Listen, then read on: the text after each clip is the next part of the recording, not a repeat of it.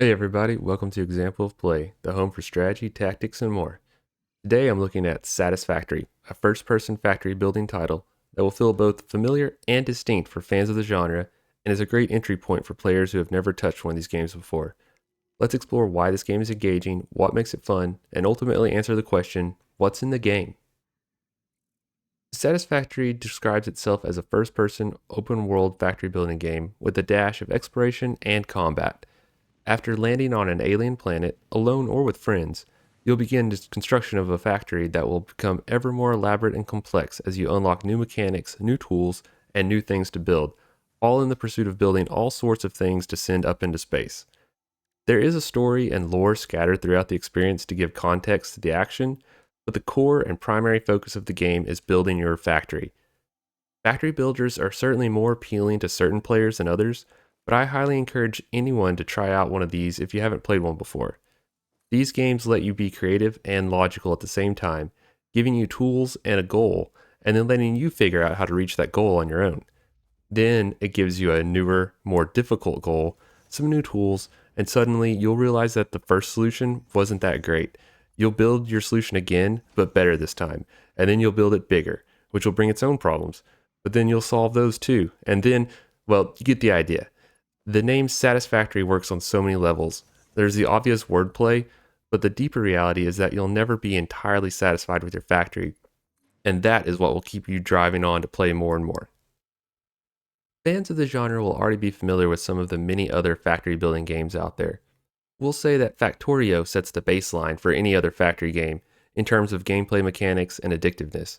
If you played that, you'll immediately feel at home here. But Factorio is viewed from the top down and is very two-dimensional. Dyson's Sphere program is another staple of the genre, which has you running all over spherical planets, sending things up into space, and overall feeling a bit more 3D, with factories that can be built up as well as out, but still viewed from up in the air. Satisfactory puts you in first person, right down on the ground as your factory builds up around you. Being at this level puts a far greater emphasis on building vertically. Given that your canvas is a natural world with all types of terrain from open plains to hills, cliffs, valleys, and even caves, you'll be forced to build in a messier, more organic way than in other games, at least at first. Eventually, you'll have the resources and means to construct buildings with multiple levels to create nice, flat factory floors, but that's only if you choose to go that route. Personally, I haven't gotten nearly far enough to worry about such things, as even after 20 or so hours, I've only scratched the surface of this game. Unlike some other similar games which generate random maps for you to build on, the world of Satisfactory is handcrafted and mostly the same each time you play. You can choose from 4 different starting areas, but it's all one big map. Now, before you think that this will limit replayability, I can assure you that the map is so huge and detailed that it will take you a long time to even see it all. One advantage of this approach is that the map is practically a work of art, and you can have quite a good time simply trekking around looking to see what's around the next corner. There are more than a few secrets and surprises to find, and it feels like a wild, often hostile alien world. Combat is part of the game, and while you can eventually unlock several weapons, it's not a huge focus. I do enjoy the tower defense aspects of many other factory games, but it doesn't feel necessary here. Fighting the local wildlife serves as a decent way to change up the pace from factory construction from time to time, and it also yields resources that can be used to research a variety of upgrades. As you explore, you'll find some other rather exotic and mysterious resources which can likewise be used for upgrades and to tie into the lore of the world. I really appreciated how great of an exploration game this is on top of being an amazing factory builder. Now, of course, after the exploration comes the expansion of the factory. You need raw resources to make stuff, and you'll find nodes scattered around the world which provide unlimited amounts of iron, copper, and many other resources. While these nodes never dry up, some are more productive than others, and all are limited to fixed locations. This means that eventually your factory will sprawl across multiple areas, with one item or another produced here and there. Figuring out how to move these large quantities of items across long distances adds another layer of complexity to the game. At first, you'll be moving things by hand, then with conveyor belts, and before long, you'll unlock trucks, trains, and other ways to move things around automatically. As you might expect, these things aren't free. They need to be built, they need to be fueled, and be used smartly. Besides just getting more and better equipment to work with, you as the player will get smarter about how you build things. When you only need 20 of some basic item to fulfill a goal, it's okay to be inefficient. You might even make the goods you need by hand to get it done quicker. However, before long, you'll need to supply the game with hundreds and then thousands of goods, ones which involve multiple steps for production, combining numerous different inputs to get one finished product.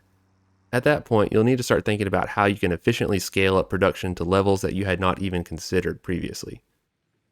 That's when the make or break point of Satisfactory will come for most players. I wouldn't blame anyone for reaching that point and wondering, why are you spending so much time making virtual widgets just so you can make other virtual widgets? But for me, the fun of the game isn't reaching the goal, it's figuring out how to get there on my own. That's when the deep problem solving mode hits, and I find the time flying by as I try to accomplish just one more milestone I've set for myself before calling it a night. This is the first game in a long time that's left me looking at the clock and realizing that I should have gone to bed more than an hour ago. Being a bit tired the next day at work was easily worth getting that new supply line running or doubling the power capacity of my electrical network. I enjoy all kinds of games, but this one really does leave me feeling somewhat accomplished when I find an elegant solution to a problem, or happy enough when a sloppy solution works, even if it's ugly. Honestly, I think playing all the way through this game will leave you more capable at problem solving in real life. If your job involves any kind of complex workflows with multiple steps that can be adjusted or iterated on, simply being able to look at the limitless possibilities here, define your task, visualize a solution, and then develop it into reality while dealing with the inevitable problems that will appear, will exercise a part of your brain that can be used for thinking through many kinds of problems, and you'll have fun the whole time while you're doing it. Well, mostly. For those times you can't quite figure out how to accomplish something, you have the option to bring in a friend or three. The game features multiplayer co-op, allowing you and friends to check out each other's worlds or even start a factory together. I haven't played in this mode extensively, but I did test it out with a friend and it worked quite well. Being a first-person game really adds to this experience, as you could explore one another's factories in first person, even giving a tour and explaining how you have things set up. It's equally nice whether your friends are factory building veterans who can divide up complex goals, or newbies who can at least help with some basics as they learn the ropes.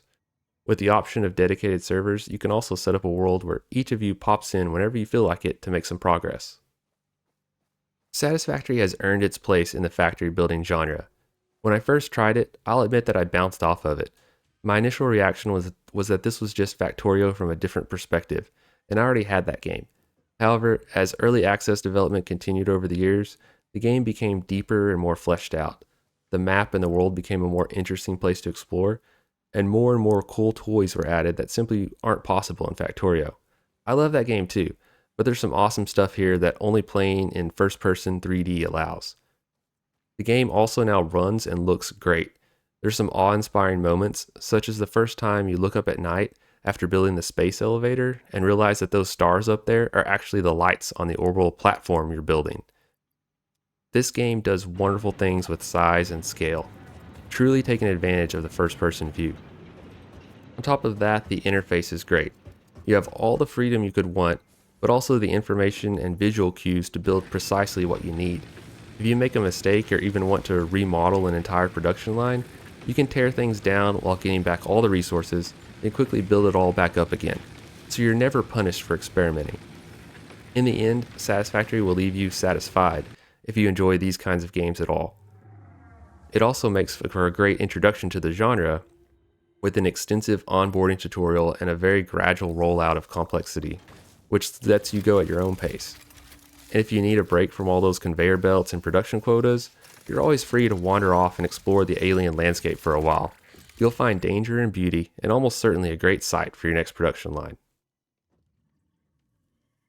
Thanks for watching Example of Play. If you liked this video, be sure to hit that like and subscribe, and we'll see you next time.